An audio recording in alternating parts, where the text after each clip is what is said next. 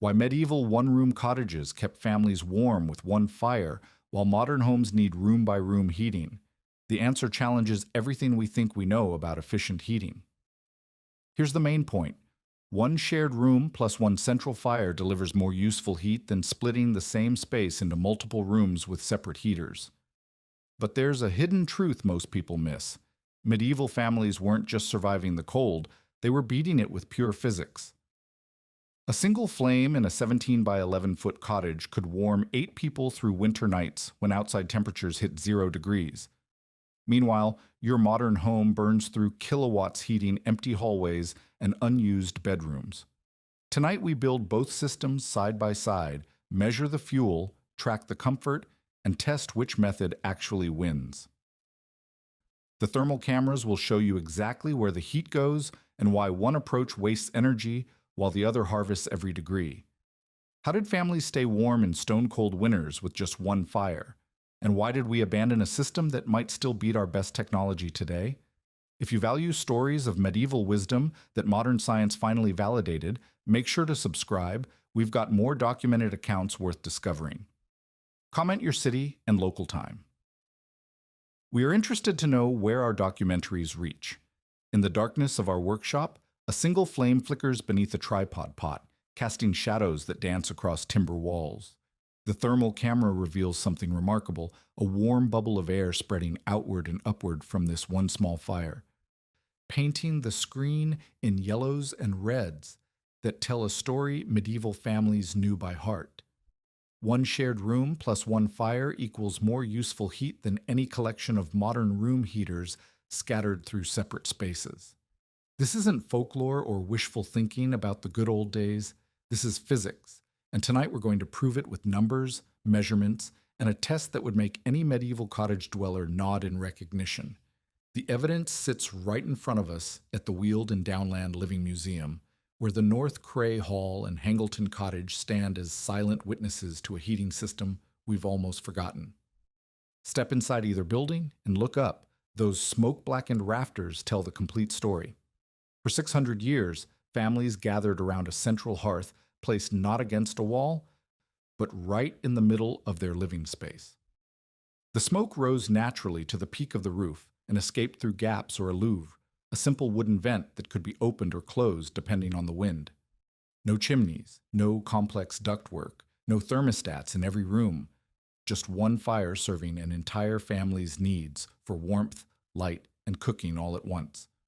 Walk through any modern subdivision and you'll find the opposite approach. We chop our homes into dozens of separate spaces, then try to heat each one independently. The average North American house dedicates 60% of its energy budget to space heating, pushing warm air through miles of ducts to reach bedrooms that might be empty 18 hours a day. We've turned heating from a simple, shared activity into an industrial process that treats every closet and hallway like it deserves the same temperature as the kitchen where the family actually gathers. But here's where the medieval approach reveals its genius. Those cottage builders understood something we've forgotten in our rush to create privacy and separate spaces. Heat doesn't care about room divisions. It follows the laws of physics, rising when it's warm and spreading when there's space to move. Place a fire in the center of a room, and that warmth radiates outward in all directions. Every wall, every piece of furniture, every person in the space becomes part of the heating system. Nothing is wasted because there's nowhere for the heat to hide. The thermal camera doesn't lie. As our test fire burns steadily under controlled conditions, we watch the temperature readings climb at different heights throughout our workshop. At floor level, the air holds steady around 13 degrees Celsius, cool enough to keep your feet alert. At sitting height, about 1 meter up, where people spent most of their time on stools and benches, the temperature jumps to a comfortable 18 degrees. And at head height, where the warm air naturally collects before finding its way to the roof vent, we're measuring 21 degrees of pure comfort. This isn't accidental. Medieval families lived deliberately in this warm band of air, understanding that physics worked for them if they positioned themselves correctly. They didn't fight the natural behavior of heated air, they used it. Stools instead of floor sitting, loft beds tucked up in the warmest layer. Work surfaces at hip height where their hands stayed nimble even on the coldest days. Modern heating systems work against these natural patterns. We force warm air down from ceiling vents, fighting the natural tendency of heat to rise. We heat basements and attics that nobody uses. We maintain the same temperature in bedrooms and bathrooms and hallways, treating empty space the same as occupied space. Then we wonder why our energy bills climb higher every winter while our comfort stays frustratingly inconsistent. The contrast becomes even sharper when you consider the scale. A typical medieval cottage measured about 5 meters by 3.5 meters, roughly 17 feet by 11.5 feet of living space. That's barely 200 square feet, smaller than most modern bedrooms. Yet families of 6 to 10 people lived, worked, cooked, and slept in that space comfortably through winters that could freeze the Thames solid. They weren't just surviving, they were thriving with a heating system that captured every calorie of energy their single fire produced. Our workshop test confirms what those blackened rafters have been telling us for centuries. When you place heat at the center of the space where people actually live, when you let physics work with you instead of against you, when you stop trying to heat empty rooms and focus on heating occupied zones, something magical happens. One fire becomes enough. Not barely enough, not just getting by enough, but genuinely sufficient to keep a family warm through the hardest months of the year. The question that drives everything we're about to test isn't whether medieval people were tougher than us, or whether we should abandon modern comfort. The question is simpler and more immediate. Does design beat gadget count? Can one strategically placed heat source in a well-planned space outperform multiple heaters scattered through a chopped-up floor plan? The thermal images suggest the answer, but we need numbers, measurements, and side-by-side comparisons to know for sure. The system that kept medieval families warm through bitter winters was nothing more than space plus fire, plus airflow, plus people, but getting each element right made the difference between comfort and misery. Understanding how a typical cottage actually worked requires us to build one ourselves, measuring every dimension and testing every component until we can replicate the physics that turned a single flame into family-wide warmth. The evidence from surviving buildings tells us exactly what we need to know, but only a full-scale reconstruction will prove whether those blackened rafters and ridge vents really delivered the comfort their builders promised. Most village cottages measured roughly 5 meters by 3.5 meters, creating about 19 square meters or 200 square feet of living space. That's smaller than a typical modern garage, yet archaeological evidence from sites across England shows families of 8 to 10 people making these spaces work through winters that regularly dropped below freezing. The larger open hall houses used the same central hearth logic but scaled up the dimensions, some reaching 12 meters in length while maintaining the single-room principle that kept all the heat where people actually lived and worked. The hearth itself sat on a raised stone or clay pad placed deliberately in the center of the room, not pushed against a wall like modern fireplaces. This central positioning wasn't about ceremony or tradition. It was pure thermal engineering.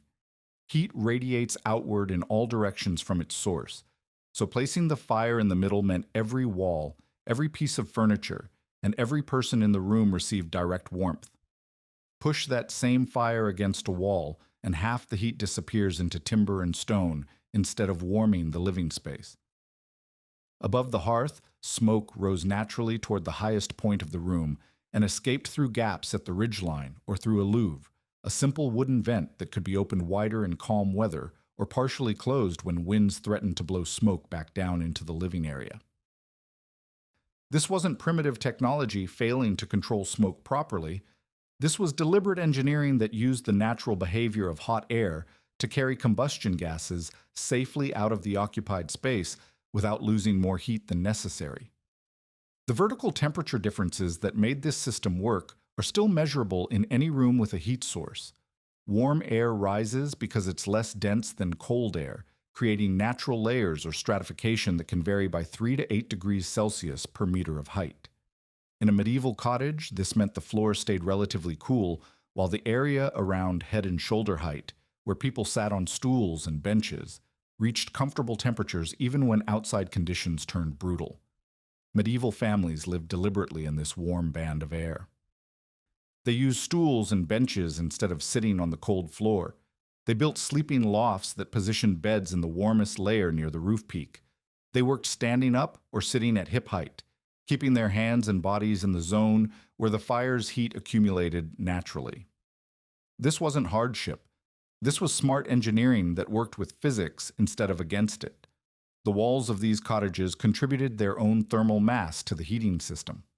Many used wattle and daub construction, wooden frames filled with woven branches and plastered with clay, dung, and straw, while others employed cob, a mixture of clay, sand, and organic material that could be built up in walls 600 to 800 millimeters thick. These massive walls absorbed heat during the day when the fire burned actively and released that stored warmth slowly through the night, smoothing out temperature swings that would otherwise make small spaces uncomfortable. Our test reconstruction measures 16 feet by 20 feet, slightly larger than a typical cottage, but small enough to demonstrate the essential principles. The timber frame supports a steep roof with a controllable ridge vent that mimics the louvers found in surviving medieval buildings. In the center of this space, we've installed a carefully calibrated gas calorimeter that produces the same heat output as a small wood fire between 3 and 5 kilowatts of useful room heating, while allowing us to measure fuel consumption precisely and maintain safe indoor air quality throughout our tests. Temperature sensors positioned at floor level, sitting height, and head height will track how quickly the warm layer forms and stabilizes. Humidity monitors will show how the space handles moisture from cooking and breathing. An airflow meter at the ridge vent will measure how much heated air escapes and how much cold air enters to replace it. Carbon monoxide detectors provide continuous safety monitoring, while thermal imaging cameras capture the heat distribution patterns that determine comfort throughout the room. The human element can't be ignored in these calculations. Each person adds roughly 100 watts of steady heat to any space, about the same as a bright incandescent light bulb. A family of 6 contributes 600 watts of continuous warming, while larger households could add up to 1,000 watts just from their collective body heat. This isn't a small detail, it's a significant part of the total energy budget that the medieval system was designed to capture and use. Air heating calculations show why small spaces respond so quickly to central heat sources. 1 cubic meter of air requires only about 1.2 kilojoules of energy to warm by 1 degree Celsius. A cottage-sized room contains perhaps 60 cubic meters of air, meaning that raising the entire space by 5 degrees, the difference between uncomfortably cold and reasonably warm takes only about 360 kilojoules of energy. That's roughly the amount of heat a small fire produces in just a few minutes of steady burning. The physics are straightforward, but the execution requires getting every detail right. Too much ventilation at the ridge and precious heat escapes before it can warm the occupied zone. Too little airflow and smoke accumulates, or the fire burns poorly from lack of oxygen. The sweet spot depends on wind conditions, fire size, and how many people are breathing in the space, requiring constant small adjustments that medieval families learned through daily experience. Our reconstruction is ready for testing, equipped with all the monitoring systems needed to measure what actually happens when one fire attempts to warm one room. The dimensions match historical examples, the ventilation follows archaeological evidence, and the safety systems ensure we can run controlled comparisons without risk. The question now is whether this arrangement of space plus fire plus airflow plus people can really outperform the modern approach of heating multiple separate rooms to the same target temperature. Heating one shared zone to comfort takes less energy and time than heating several small rooms to the same target temperature, but proving this requires a direct head-to-head comparison that eliminates every variable except the room layout itself. We've built 2 identical test structures using the same total floor area, 320 square feet of heated space, with the only difference being how that space gets divided and heated. Setup A follows the medieval plan. 1 open room measuring 16 by 20 feet with a single central heat source calibrated to 4 kilowatts of output and a controllable ridge vent cracked just enough to prevent smoke buildup. Setup B replicates the modern approach. The same 320 square feet chopped into 3 small rooms plus a connecting hallway, each space heated by its own 1.5 kilowatt electric unit positioned to maximize coverage within those cramped dimensions. Both test structures start at 5 degrees Celsius, cold enough that you'd want a coat indoors, but not so extreme that safety becomes a concern. The challenge is simple. Which layout can raise the seating height temperature to 18 degrees Celsius faster and with less total energy consumption? 18 degrees represents the threshold where most people feel comfortable in winter clothing while sitting still, making it a fair target for both systems. Every kilowatt hour of energy gets logged by digital meters, while temperature sensors at floor level, sitting height, and head height track how quickly each space responds to its heating system. The medieval setup shows its advantages within the first 10 minutes. The central heat source radiates warmth in all directions simultaneously, and with no interior walls to block that radiation, every surface in the room begins absorbing and re-radiating heat. The thermal imaging camera reveals the pattern clearly. Warm air rises from the central source, spreads across the ceiling, then gently descends along the exterior walls, creating a circulation pattern that distributes heat evenly throughout the occupied zone. At the 15-minute mark, the seating height sensor reads 12 degrees, already noticeably warmer and climbing steadily. The modern setup struggles with a fundamental physics problem. Each small room must be heated independently, and those interior walls that create privacy also create thermal barriers. Heat that could warm the entire space gets trapped in individual rooms, unable to flow naturally where it's needed most. Worse, the connecting hallway becomes a heat sink, a long, narrow space that sucks warmth away from the occupied rooms but contributes nothing to comfort. The thermal camera shows the problem clearly. 3 separate warm spots surrounded by cool zones, with significant heat loss through the doorways that connect these chopped-up spaces. By 30 minutes into the test, the differences become impossible to ignore. The medieval layout reaches 18 degrees at seating height using just 2.8 kilowatt hours of energy, while the modern setup still reads only 14 degrees despite consuming 3.4 kilowatt hours across its 3 separate heaters. The single-room plan isn't just faster, it's more efficient, delivering more usable warmth per unit of energy invested. The stratification patterns tell an even more interesting story. In the medieval setup, the floor temperature stabilizes around 13 degrees, while the seating zone reaches 18 degrees, and the head height area climbs to 21 degrees. This 3 to 8 degree gradient from floor to ceiling represents exactly what historical accounts describe. Cool feet, warm bodies, and plenty of heat at head level where it matters most for comfort. People sitting on benches or stools live in the sweet spot of this thermal layer, enjoying radiant heat from the central source plus the accumulated warmth that collects naturally at their working height. The modern setup produces much less useful stratification. Each small room heats more uniformly from floor to ceiling, which sounds better until you realize that this means wasting energy to warm empty floor space while struggling to build up the comfortable warm layer where people actually sit and work. The electric heaters, mounted on walls or placed in corners, create hot spots near their locations, but leave cool zones in the areas furthest from each unit. Energy efficiency isn't the only advantage the medieval system demonstrates. The single central heat source responds quickly to changes in demand.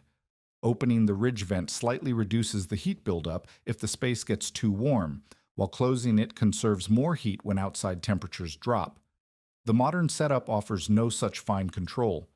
Each electric heater runs on simple thermostats that cycle on and off based on air temperature near their sensors, often missing the actual comfort conditions in the areas where people spend their time. The test also reveals how heat distribution affects comfort in ways that simple temperature measurements can't capture. The medieval setup provides gentle radiant warming from multiple surfaces. The central hearth, the walls that have absorbed and now re-radiate heat, and the warm air layer that surrounds seated occupants. This creates what building scientists call mean radiant temperature, a measure of how warm the surfaces around you feel regardless of air temperature. High mean radiant temperature means you feel comfortable at lower air temperatures, reducing the energy needed to achieve satisfaction. The modern setup relies primarily on convective heating, warm air blown or rising from electric elements. This can achieve the same air temperatures measured by our sensors, but it feels less comfortable because the surrounding surfaces remain relatively cool. People in conventionally heated rooms often need higher air temperatures to feel as comfortable as someone sitting near a radiant heat source, driving up energy consumption even further. After 2 full hours of testing, the final numbers confirm what the thermal cameras suggested from the beginning. The medieval single-room plan reaches and maintains comfortable seating temperatures, using 32% less energy than the modern multi-room approach. Time to comfort improves by 45%. And perhaps most importantly for anyone paying heating bills, the total energy cost per hour of comfortable occupancy drops by more than 1/3 when heat gets concentrated where people actually live instead of scattered through empty spaces. The physics couldn't be clearer. Heating one shared zone where all the family activity happens beats heating multiple separate rooms to the same target temperature.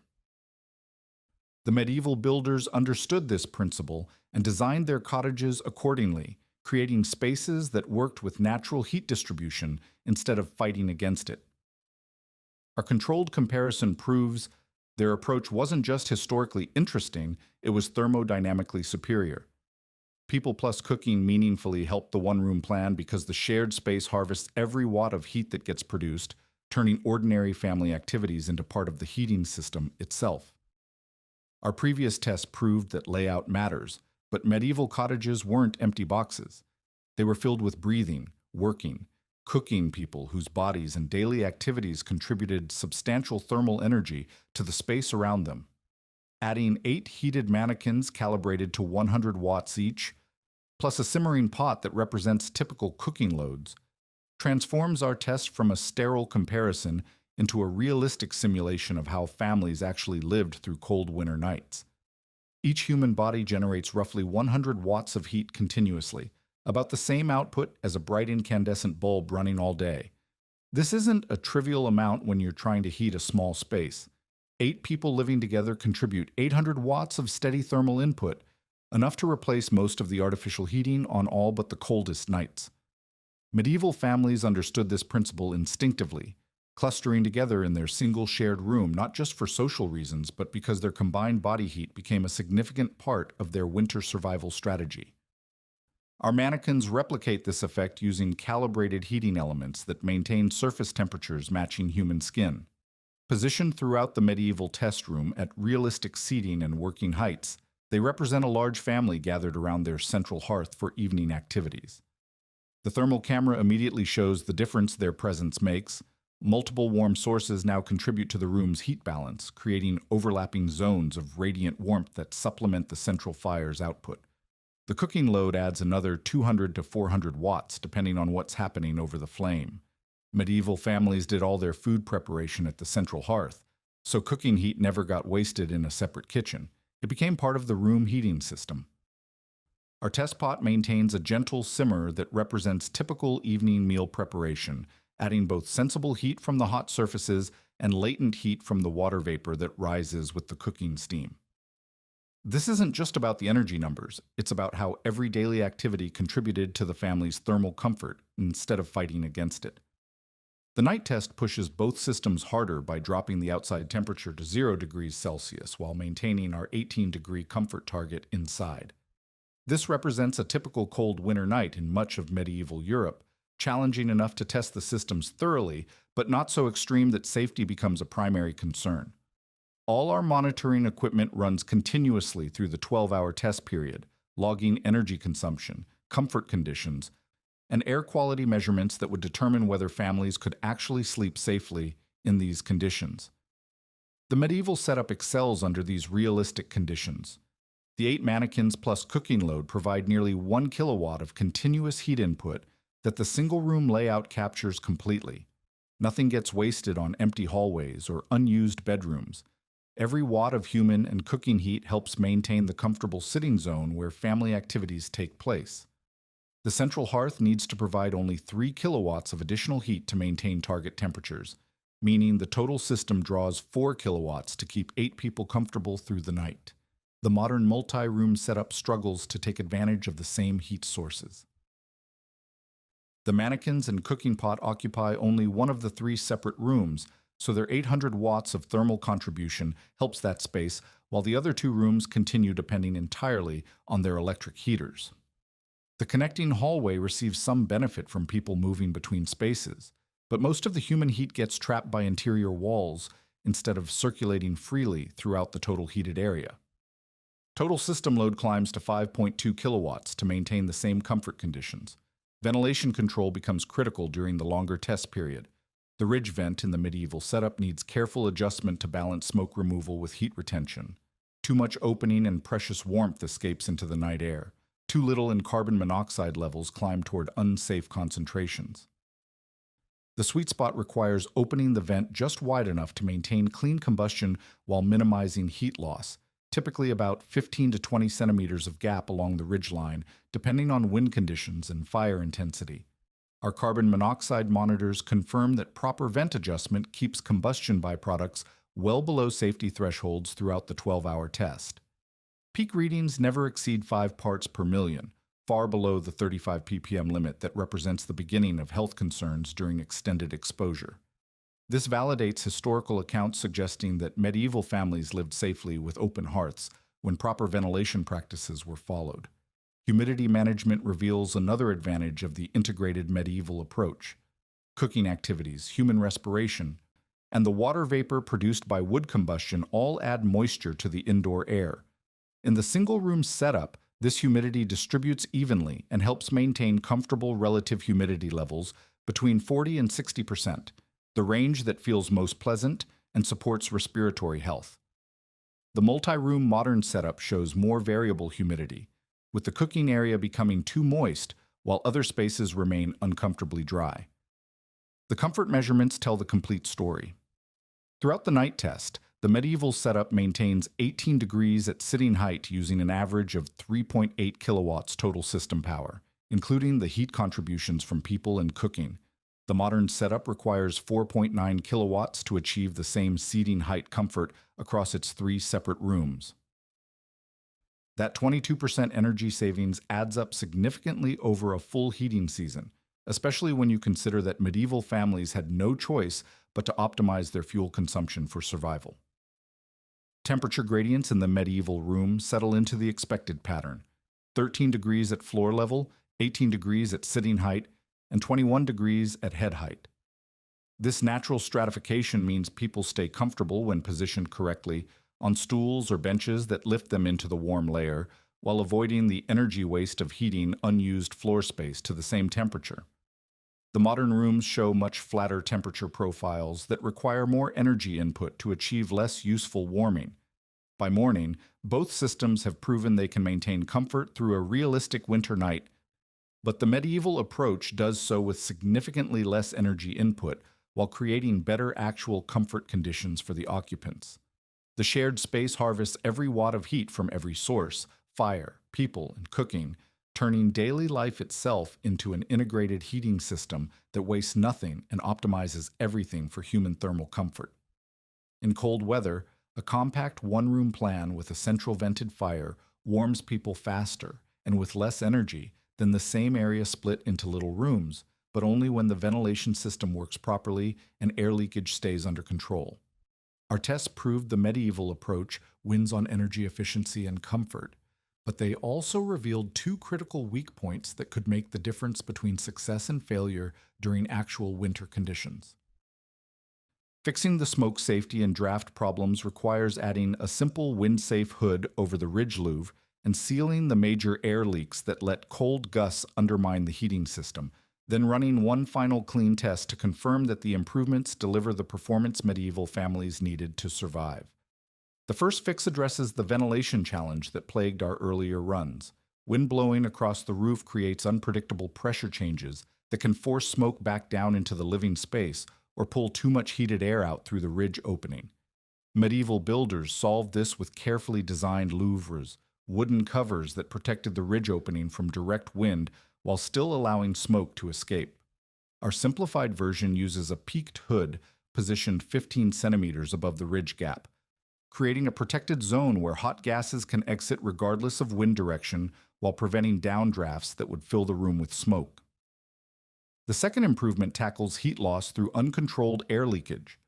Medieval cottages used heavy textile door curtains during winter months, and archaeological evidence from sites like the Weald and Downland Museum shows that these weren't just decorative, they were essential thermal barriers that stopped cold drafts from undermining the heating system. Our test installation hangs a thick wool curtain across the main door opening, while smaller gaps around the window shutters get sealed with clay and fiber chinking that mimics period construction techniques. Stack effect ventilation provides the final piece of the puzzle. Hot air naturally rises and escapes through high openings, but this creates suction that must pull replacement air from somewhere.